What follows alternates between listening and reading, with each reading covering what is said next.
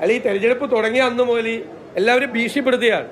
പുതിയതായി വോട്ട് ചേർത്തിരിക്കുന്ന വോട്ടർമാരെ ഒന്ന് വോട്ട് ചെയ്യാൻ അനുവദിക്കില്ലെന്നാണ്. ഞാൻ പറയുന്നത് പോലീസ് കേസെടുക്കണം അയാൾക്കെതിരെ.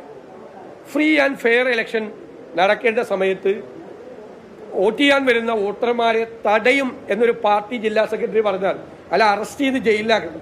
ജാമ്യമില്ലാത്ത കുറ്റത്തിന് ജാമ്യമില്ലാത്ത കേസെടുത്ത് അയാൾ അറസ്റ്റ് ചെയ്ത് ജയിലിലാക്കണം. പിന്നെ ഞാൻ നേരത്തെ ഇയാളോട് പറഞ്ഞു, ഓലപ്പാമ്പ് കാട്ടി വരട്ടാനൊന്നും വരണ്ട. അയാളല്ല ആര് വിചാരിച്ചാലും പുതിയതായി ചേർത്തിരിക്കുന്ന വോട്ടർമാർ അവരുടെ അവകാശമാണ്, അവർ പോയി വോട്ട് ചെയ്യും. എന്താ കാര്യം? CPM-ന് വോട്ട് ചേർക്കാൻ പറ്റിയില്ല, ഇവർ തമ്മിലുള്ള അന്തഃഛിദ്രമായിരുന്നു. BJP-ക്ക് കാര്യമായി വോട്ട് ചേർക്കാൻ പറ്റിയില്ല. ഞങ്ങൾ ഒരുമിച്ച് നിന്നുകൊണ്ട് ഭംഗിയായി പുതിയ വോട്ടർമാരുടെ പേരുകൾ ഞങ്ങൾ ചേർത്തു. അതിനുള്ള അസ്വസ്ഥതയാണ് ഞങ്ങൾ ചേർത്തിരിക്കുന്ന എല്ലാവരും. ആര് ചേർത്തിരിക്കുന്നതാണെങ്കിലും, BJP ചേർത്തിരിക്കുന്നതാണെങ്കിലും CPM ചേർത്തിരിക്കുന്നതാണെങ്കിലും ഞങ്ങൾ ചേർത്തിരിക്കുന്നതാണെങ്കിലും എല്ലാ വോട്ടർമാരും വന്ന് വോട്ട് ചെയ്യും. ഒരാളെ പോലും തടയാൻ ഒരാൾക്കും കഴിയില്ല. അത് ആളുകൾ വോട്ട് ചെയ്യാതിരിക്കാൻ, എല്ലാവരും വോട്ട് ചെയ്യാൻ വരണമെന്നാണ് ഇലക്ഷൻ കമ്മീഷൻ അഭ്യർത്ഥിക്കുന്നത്.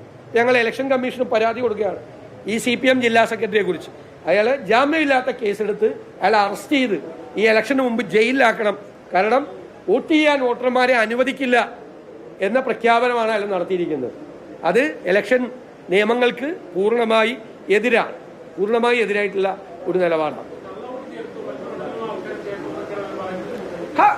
കള്ളവോട്ട് ചേർന്നാൽ അപ്പോഴല്ലേ അത് തടയേണ്ടത്. കള്ളവോട്ട് എങ്ങനെയാണ് ചേർക്കണത്? എങ്ങനെയാണ് വ്യാജ വോട്ടർമാരെ ചേർക്കണത്? അത് അതോറിറ്റീസ് അല്ലേ പരിശോധിക്കുന്നത്.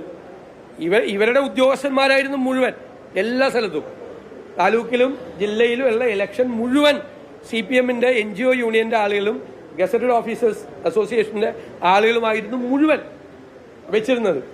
അവരെല്ലാം പരിശോധിച്ച് എന്താ പ്രൊസീജിയർ അപ്ലോഡ് ചെയ്ത് അത് ഇലക്ഷൻ ഡിപ്പാർട്ട്മെന്റിൽ വന്ന് അത് BLO-മാർക്ക് അയച്ചു കൊടുത്ത് BLO-മാർ പോയി വീടുകളിൽ പോയി പരിശോധിച്ച് അവരുടെ ഡോക്യുമെന്റ്സ് ശരിയാണോ എന്ന് പരിശോധിച്ച് തിരിച്ച് റിപ്പോർട്ട് ചെയ്തിട്ടാണ് ഈ വോട്ട് ചേർക്കുന്നത്. അതെങ്ങനെ വ്യാജ വോട്ട് ചേർക്കാൻ പറ്റുന്നത്?